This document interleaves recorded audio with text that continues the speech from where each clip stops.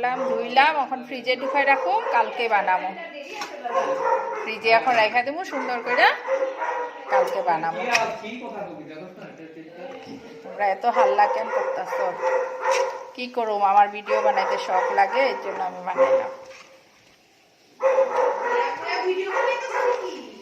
হ্যাঁ কাইটটা ধুয়ে এখন ফ্রিজে রেখা দেবো মাছটা কাটতে দেই নাই মাছটা আনছিল কেন কাটতে দিই নাই জানো ভিডিও বানাইবার লিগে